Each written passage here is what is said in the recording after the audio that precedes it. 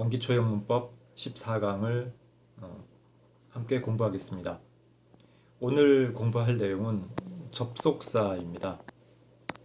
접속사 그러면 이제 문법 체계에서 정리를 하면 전체 세 가지로 정리가 돼요.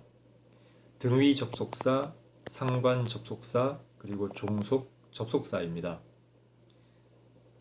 간단하게 개요만 살펴보면 등위 접속사 할 때 이 등위라고 하는 거는 같다입니다. 같다. 대표적으로 이제 and 같은 거 있는데 이 and의 왼쪽과 and의 오른쪽이 같다. 무엇이 같다? 문법의 성격이 같다. 문법적 성격이라고도 하죠. 그래서 앞에 명사하면 and 다음에도 명사가 오고 이런 형태로 문법 성격이 같다. 상관 접속사 할 때는 이 상관이라고 하는 것은 둘과의 관계입니다. 한문으로 보면 서로 상자를 쓰거든요. 그래서 서로, 그래서 둘과의 어떤 관계를 이렇게 연결해서 이야기를 하는 내용입니다. 그 다음에 종속 접속사는 종속이라고 하는 것 자체가 이렇게 말 그대로 남에게 누구누구에게 종속됐다 이렇게 얘기를 하죠. 그래서 이 종속 접속사는 크게 보면은 명사절과 형용사절 그리고 부사절 이 세 가지를 종속 접속사라고 합니다. 그러면 이따가 예문에서 보겠지만 이 종속돼 있다고 하는 것은 이제 우리 국어 문법에서 보면 이제 이런 말을 하죠. 이 각각의 이 내용들은 안겼다, 안긴 문장이라고 합니다. 그렇죠? 안긴 문장. 그러면 이것을 안고 있는 문장은 아는 문장. 그렇죠? 그래서 문장 속에 어떤 문장의 형태가 포함이 되어 있다. 수학으로 말하면 부분집합의 개념이다. 큰 주어 동사로 되어 있는, 그죠? 이 큰 문장을 하나의 전체 집합으로 보면 이렇게 예를 들면 명사절 그러면 이 앞에 주어도 명사, 목적어도 명사니까 이 명사로 되어 있는 요 부분이 단어로 들어간 게 아니라 또 작은 주어 동사로 된 형태의 문장으로 들어간다. 그러니까 이 큰 쪽은 이 작은 문장을 품고 있는 거죠. 작은 문장은 큰 문장에 안겨버린 거죠. 포함된 거죠. 부분집합으로. 이것이 종속 접속사로 이루어진 종속절의 형태입니다.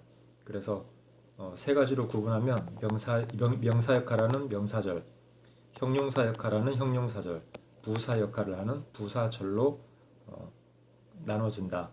이렇게 보시면 전체 접속사의 개념은 크게 정리가 된 거라고 이제 보시면 되겠습니다. 다음 넘어갈게요.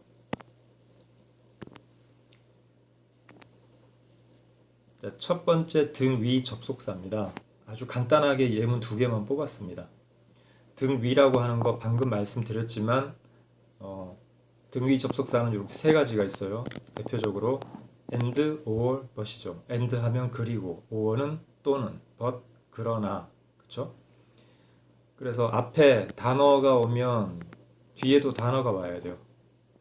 앞에 구 형태가 오면 뒤에도 구 형태가 와야 돼요. 앞에가 절이면 뒤에도 절 형태가 와야 됩니다. 이렇게 앞과 뒤가 문법의 특성이 성격이 동일하다. 요걸 아시면 되고요. 그 다음에 단어하고 구하고 절의 차이에 대해서는 한번 얘기를 드렸던 것 같은 생각이 드는데 아마 안 드렸을 수도 있어서 잠깐만 정리하고 넘어갈게요. 단어가 모이면 단어가 두 개 이상이 모여서 하나의 의미 덩어리를 만드는 것을 구라고 합니다. 대표적인 게 어떻습니까? 구도 그렇고 절도 그렇고 얘네들의 역할은 문장에서 세 가지밖에 없어요.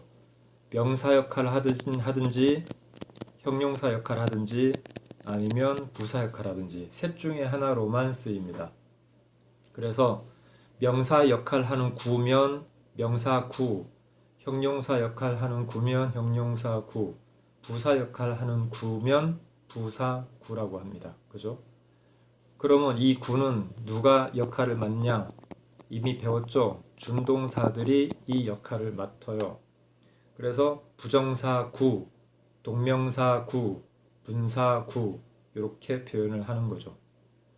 자, 거기에는 주어 동사가 없습니다. 그냥 동사로만 시작하는 말들이죠. 그죠? 동사가 동사를 빌려다가 명사, 형용사, 부사 형태로 쓰는 말입니다.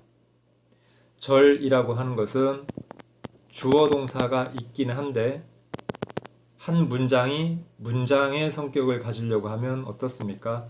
마침표로 이렇게 끝이 나야 됩니다. 그렇죠? 그런데 종속되어 있는 상태이기 때문에 마침표를 가져가진 않습니다. 그러나 주어 동사 형태의 문장의 틀로 구성은 되어 있죠. 이것을 절이라고 합니다. 바로 아까 살펴봤던 종속절의 명사절, 그 다음에 형용사절, 부사절 이런 것들이 들어가죠. 그래서 이 단어와 구와 절과 그러니까 이 등위 접속사는 이 등위 접속사의 앞과 뒤를 단어는 단어, 구면 구, 또 부정사 구면 뒤에도 부정사 구, 동명사 구를 썼으면 이 뒤쪽에도 그러니까 동명사 구, 또 절을 썼으면 뒤쪽에도 절을 써야 되는 이런 구조로 연결이 앞뒤 문장을 연결을 한다. 이렇게 생각하시면 됩니다. 그죠? 그래서 예문 보면 I wanted to drive.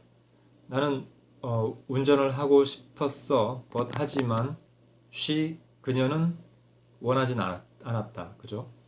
그래서 이 경우는 어떻습니까? 앞에 주어 동사로 되어 있죠. 그죠? 근데 뒤에도 주어 동사로 되어 있습니다. 그래서 문장과 문장. 그쵸? 근데 이런 걸 문장이라고 안 하죠.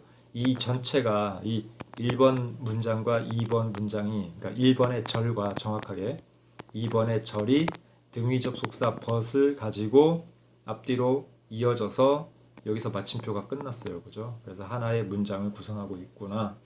이렇게 좀 개념적으로 보시면 될 것 같습니다. 그리고 두 번째 예문 보면 and로 연결되어 있습니다. and로 연결되어 있는데 지금 두 번째 제시한 이 예문은 틀린 부분이 있어요. 한번 찾아보시겠습니까? 일시정지하고 찾아보세요. 찾아보셨죠? 자, 그의 목표가 뭡니까? 그의 목표는 이겁니다. 1번입니다. 1번은 뭡니까? 조종사가 되는 것입니다. and 그리고 돼 있는데요. 잘 보세요. 그리고 돼 있는데 get a master degree라고 돼 있죠. 그럼 이거 이제 석사 학위를 받는 거죠. master degree가 그럼 석사 학위를 받는데 in engineering 공학에서 석사 학위를 받는 것입니다. 그러면 앞에도 뭐뭐 하는 것입니다. 뒤에도 뭐뭐 하는 것입니다. 이렇게 되죠. 그러면 동사를 가지고 뭐뭐 하는 것 만드는 것은 두 가지입니다. 하나는 투부정사, 하나는 동명사. 그렇죠? 그러면 이것을 뭔가 선언적이다 그럼 투부정사 쓰면 되고 그렇지 않고 가볍게 쓰려면 동명사 쓰시면 돼요. 그렇죠? 근데 지금 보니까 뒤에는 어떻습니까? 뒤에도 해석이 뭐뭐 하는 것으로 끝나는데 다 누구의 이야기입니까? 목표가 이거고 두 번째 목표는 이거다. 두 번째 목표가 아니고 목표가 하나는 조종사가 돼서 석사학위를 받는 건데 그러면 지금 보면은 여기가 그죠? get 이렇게 쓰면 안 되고 뭘로 바뀌어야 되겠습니까? 앞에 to 부정사를 썼으니까 여기도 to 부정사 형태로 to get 이렇게 써야 맞다는 거죠. 이게 바로 등위 접속사의 성격이라는 거죠. 무슨 뜻인지 이해가 되시죠? 예. 다음 상관 접속사로 넘어가겠습니다. 자, 상관 접속사 역시 이 문법의 성격이 대등하다.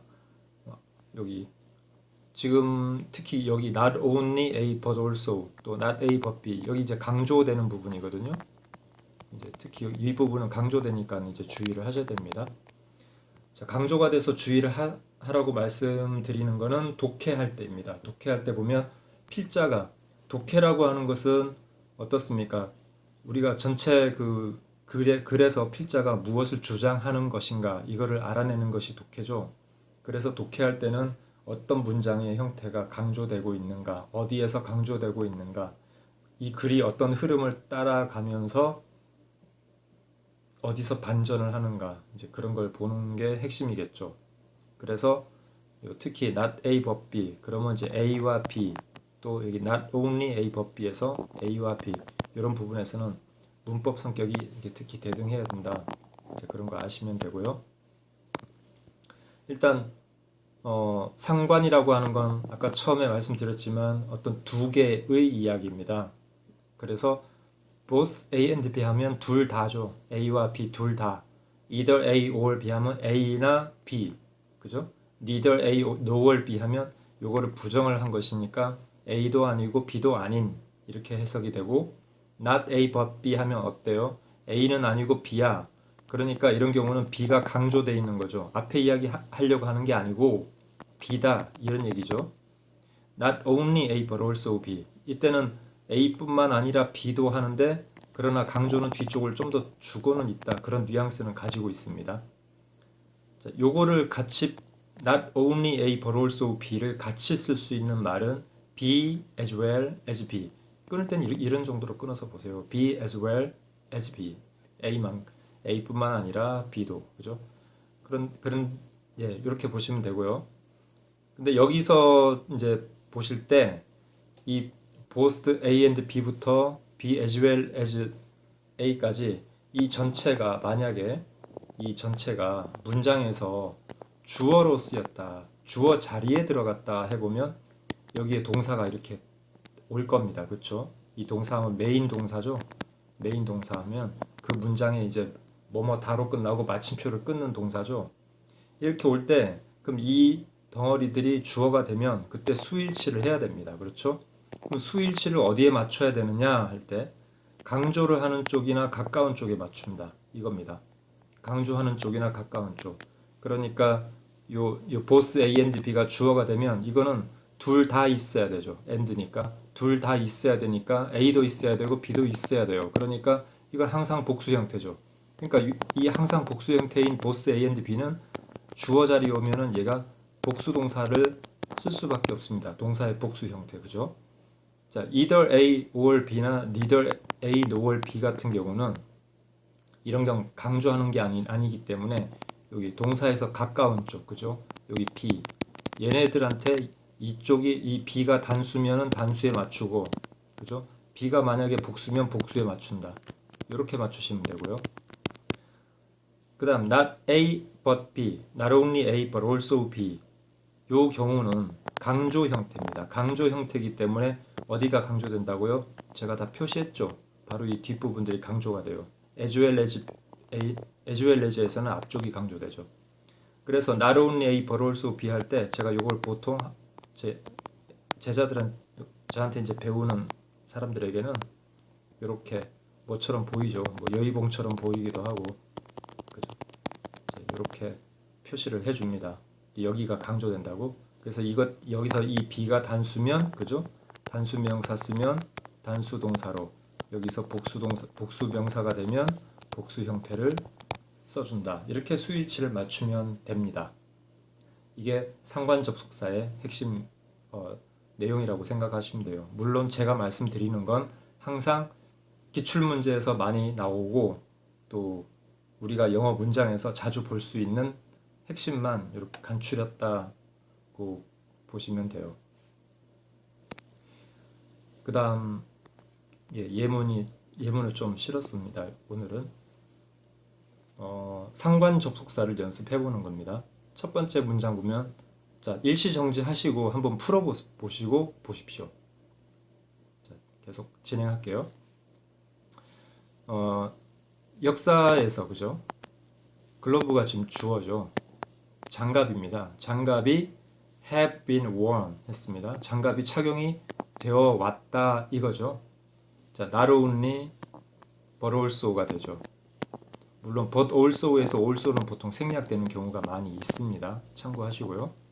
자, 그러면 이거를 지금 괄호를 쳤는데 없다고 생각하시고 이렇게 보세요. 자, 주어가 글러브가 have been worn 착용이 됐습니다. 왜 착용이 됐습니까? 이런 목적으로요. for protection 이런 목적으로 착용이 됐습니다. 보호하는 목적으로 착용됐습니다. 그런데 not only but also니까 자, 1번이라고 할게요. 보호하는 목적뿐만 아니라 decoration 이렇게 나왔으니까 이거는 장식이라는 의미죠. 그럼 장갑을 장식한다는 건 뭐겠습니까? 우리가 이렇게 좀 잘 보이기 위해서 그죠? 액세서리 같은 개념으로 착용한다 이런 얘기죠. 그러면 이게 앞에 어디에서 이렇게 그 하위 개념으로 들어가나요? 착용하는데 하나는 보호 목적이고 하나는 데코레이션 목적이니까 그러면 지금 전치사 for 하위로 들어가는구나 이렇게 생각이 되죠. 그래서 여기 데코레이션은 여기서 이렇게 일치가 되는 거죠. 이해되시죠? 이런 문법 성격이 맞아야 된다는 겁니다. 그죠? 그리고 충분히 찾을 수 있겠죠? 그 다음에 두 번째 보면 not only you but also she 했습니다. 여기 동사가 여기죠. 자, 여기가 not only you but also 했는데 you, she 이렇게 돼 있네요. 이게 아까 말씀드렸던 이제 상관 접속사를 이용한 그 말이 이제 주어 자리에 온 겁니다. 그래서 이제 앞에 not only A but also B 할 때 앞에도 대명사 뒤에도 대명사 이렇게 문법 성격도 맞게 들어왔죠. 그죠? 그래서 너뿐만 아니라 그녀도 플랜을 가지고 있어. 어떤 플랜? 해외로 여행할 플랜을 가지고 있어 라고 했는데 이때 주어 동사 우리가 장문을 하거나 말을 할 때 주어 동사 수일치 시키잖아요. 그죠? 그럼 어디다 시킨다고요? 지금 이거는 강조 형태니까 여기다 맞춘다고요. 뒤쪽에다가. 그래서 동사는 누구를 써야 되겠습니까? 3인칭 단수니까 has를 써야 된다. 이런 얘기죠. 자, 이런 거 맞출 수 있겠죠? 그 다음에 다음 문장 똑같네요. Either you or Jenny 했습니다. 그럼 여기도 or를 either A or B 해가지고 여기도 명사 여기도 명사 이렇게 문법 성격은 동일합니다. 그렇죠? 해석은 너 아니면 또 너 또는 제니 이렇게 얘기했는데 동사가 be likely to be 하면 뭐뭐 할 가능성이 있다 이 말이죠. 동사 크게 보세요. 그런데 이 동사 성격이나 시제는 누가 맨 앞에 있는 애가 가져가는데 지금은 수일치라는 성격을 맞춰야 되죠. 그죠? 수일치라고 하는 문법 성격을 맞추는데 누구랑 맞춘다고요? you하고 맞추면 you are 될 거고 제니랑 맞추면 제니 is 이렇게 될 건데 누구를 맞춰야 됩니까? 이런 경우는 가까운 데 그 주어를 맞춰라. 가까운 데가 제니죠. 그 제니 is 이렇게 맞춰야 됩니다. 됐죠? 그래서 너나 제니는 팀 리더가 될 가능성이 있어 라고 했는데 일단 수일치는 제니에다 맞춰야 되죠. 왜? 동사에 가까우니까. 그 다음에 as well as가 나왔네요. as well as 나오면 누가 강조된다고요? 앞에 있는 게 강조된다고요. 그럼 books가 주어죠. 정확하게. 물론 동사 앞에 있는 게 다 주어입니다. 그러나 우리가 문법 성격을 가지고 볼 때 특히 이런 문법의 내용으로 독해를 할 때 중요한 것은 어느 놈이 그죠? 약간 육두문자 쓰면 어느 놈이 주어인지를 정확하게 콕 집어내야 됩니다. 그러면 이 앞에 큰 주어 덩어리에서 the books가 주어인 거죠. 이 문장 전체에. 그렇죠. 그러니까 가구뿐만 아니라 그 책들이 어떻습니까? 판매 중이야 했는데 자, 책들에 맞춰야 되니까 여기는 are가 되겠죠. 이렇게 맞춥니다. 그 다음에 또 동사가 여기인데 not A, but B 형태 문장, 강조 형태 문장이죠. 주어를 어디다 맞춘다고요? 이 덩어리가 다 주어이긴 하지만 그 중에 강조되는 부분은 the teacher가 강조되죠. 그래서 어떻게 됩니까? solve, s로 맞춰야 되겠죠. 그죠? 이렇게 됩니다. 그래서 그 선생님이 그 riddle, 수수께끼를 이제 푼다 이런 얘기고요. 그 다음 both 들어왔네요. 자, 동사는 be responsible for 하는데 be responsible 이게 동사죠. 자, 동사는 항상 크게 보세요. 그런데 문법 성격은 맨 앞에 있는 게 가지고 다닙니다. 그럼 both 그랬습니다. 둘 다죠. 둘 다. 그래서 both A and B는 항상 둘 다죠. 항상 복수가 될 수밖에 없죠. 특징이. 그래서 pedestrian 하면 보행자입니다. 보행자. 보행자들뿐만 아니 보행자들과 택시 운전사 모두 책임이 있습니다. 그 사고에 이렇게 되죠. 그래서 요거 주어 동사 수일치 맞추는 거 이해되셨죠? 자, 다음 넘어가겠습니다. 자, 종속 접속사입니다. 종속 접속사는 이렇게만 다루겠습니다. 왜냐? 아까도 말씀드렸지만 종속 접속사라고 하는 건 이렇게 세 가지가 있습니다. 명사 역할하는 명사절, 형용사 역할하는 형용사절. 그런데 형용사 역할하는 이게 관계대명사, 관계부사밖에 없어요. 이거 묶어가지고 뭐라고 합니까? 관계사절 그러죠? 예, 관계사절 이겁니다. 우리는 사실 어찌 보면 관계대명사 때문에 나 영어 진짜 하기 싫어. 영어 못한 거 관계대명사 때문이야 라고 아마 거의 한 40-50%는 그렇게 말씀들을 하십니다. 그죠? 근데 그렇게 생각하지 않으셔도 돼요. 정말 쉬운 말입니다. 이거. 그 다음 세 번째 부사절입니다. 근데 부사절은 이렇게 보니까 3개밖에 안 되네. 그런데 부사절도 보면 시간 부사절, 그죠? 또 부대 상황 이런 얘기도 하죠. 부대의 상황이 아니라 동반된 상황 이런 겁니다. 그래서 부대 상황 하면 뭔가 동반된 상황이니까 동작이 연속된다든지, 그죠? 아니면 어떤 동작이 동시에 일어난다든지 그걸 표현합니다. 요거 그 다음에 또 이유를 나타내는 말, 그다음 조건을 나타내는 말, 그다음에 양보. 양보하면 길을 양보하는 게 아니라 이제 또 역적, 그죠? 독해를 이제 우리 수능 영어하고 뭐 탭스나 이렇게 보면 역적이라고 많이 합니다. 그래서 어떤 문맥이 앞과 뒤가 논리 관계가 이렇게 반전이 되는 그런 이제 부분이죠. 양보가 이제 그런 역할을 하는 거죠. 부사절을 보면 이렇게 크게 보면 부사절도 4가지의 이 표현 형태를 가지고 있는 거죠. 그래서 오늘은 명사절만 간단하게 정리하고 다음 시간에 이어서 명사절의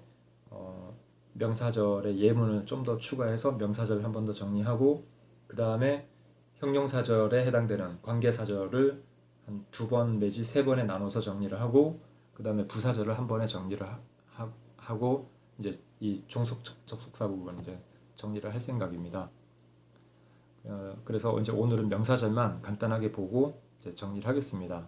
그래서 오늘 내용에서 종속 접속사라고 하는 거는 부사절만 생각하지 마시고 명사절, 형용사절, 또 형용사절은 관계사절이다. 그리고 부사절의 내용, 부사절은 그러니까 요 3가지, 이 3가지는 전부 다 안긴 문장이다. 큰 문장 속에 안겨버린 그런 부분집합의 문장이다. 이렇게 생각하고 이제 보시면 영어 문장이 긴 문장들이 어떻게 해서 길어졌는지 눈에 잘 보이실 겁니다.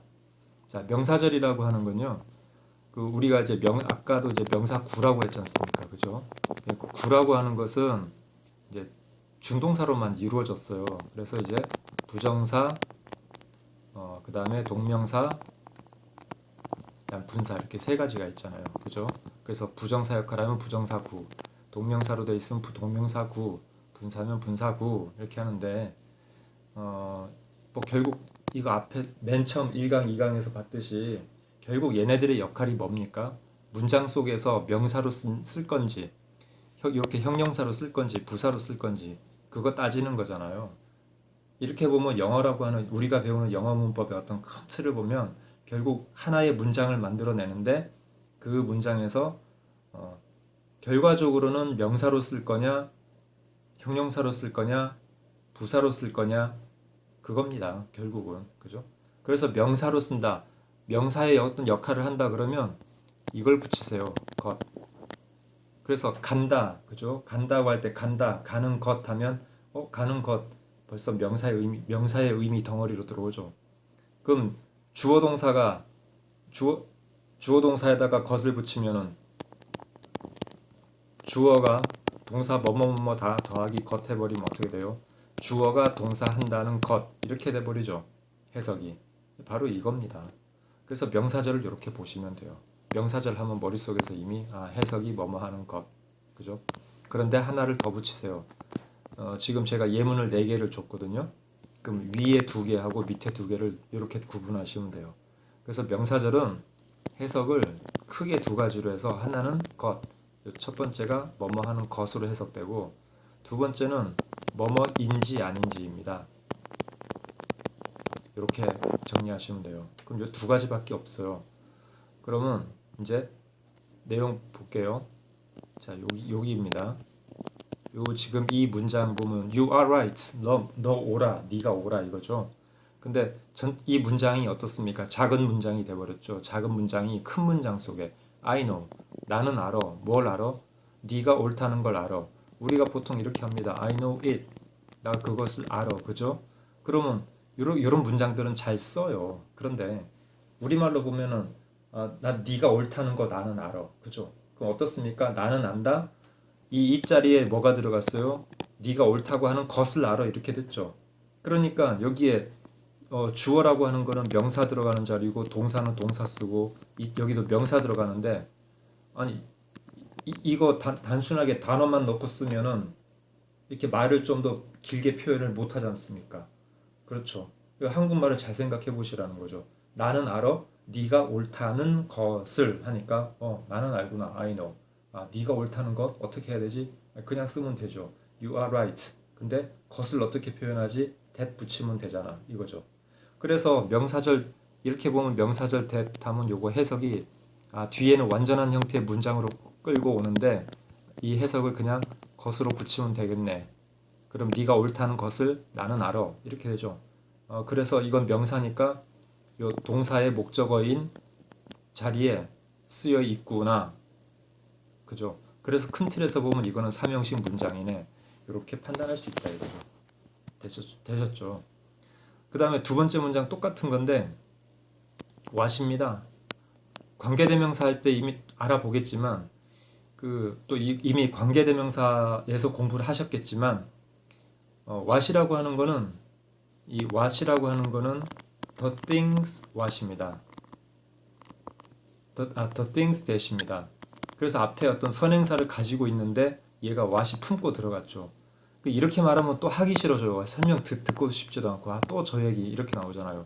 그래서 제가 쓰는 말은 이제부터 이렇게 된 문장에서 what을 보시면 전라도 사투리인가요? 그러면 거시기라고 생각하세요. 거시기. 참 거시기 하네요. 그쵸? what 하면 거시기예요. 그러니까 I know what 하면 I know what 나는 알아. what 거시기인데 그 거시기 뭐냐면 you have 네가 가지고 있는 거시기 나 알아. 근데 그 거시기 모르잖아요. 그쵸? You have the book. You have the book 하면 여기 와야 되는데 이 거시기 모르잖아요. 그쵸? 또 이런 경우 the book 그 책인데 어떤 책? 네가 가지고 있는 책. You have.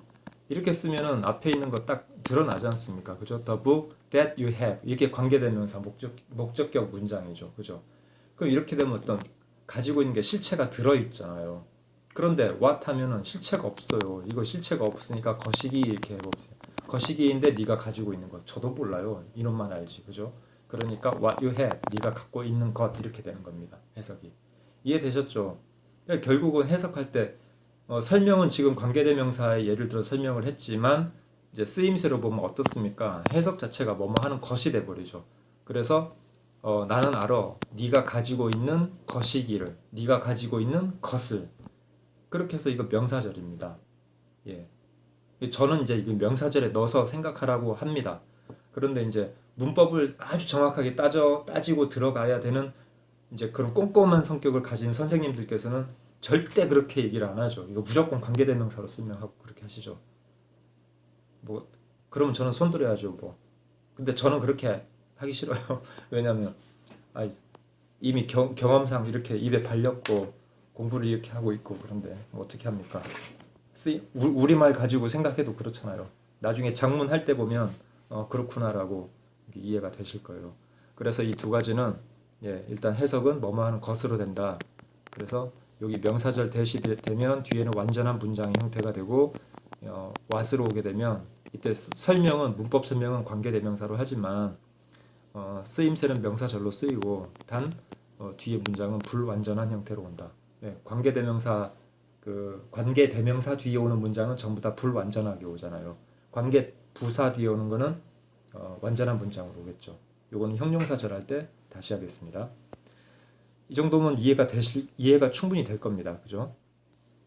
그 다음에 밑에 거 보면은 해석이 뭐뭐인지 아닌지였습니다. 그죠? 뭐뭐인지 아닌지.